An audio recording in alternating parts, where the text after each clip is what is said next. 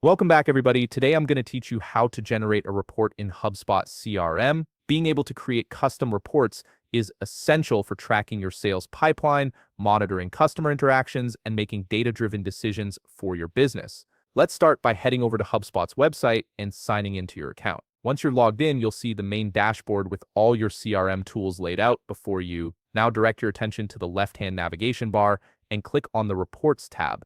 This is your central hub for all analytics and reporting features in HubSpot. When you click it, the menu will expand to show you additional options. From this expanded menu, select Reports again to access the full Reports dashboard. At the top right corner of your screen, you'll see a button that says Create Report. Click on it to begin building your custom report. This opens up HubSpot's report creation interface where you can choose how you want to structure your data. In the left sidebar, you'll notice different report options. Click on Custom Report if you want to build something from scratch that's tailored to your specific needs. Alternatively, if HubSpot offers a pre-built template that fits what you're looking for, you can select one of those to save time. Once you've made your selection, click Next in the upper right corner to move forward to the Data Sources and Datasets section. Here's where you'll define what information your report will pull from. Click on the Primary Data Source drop-down menu and select the object you want to analyze.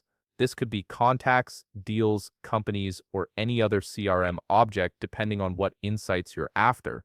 If you need to combine data from multiple sources, toggle on Add More Data Sources and select the additional objects you want to include. This feature is particularly useful when you want to see relationships between different data points.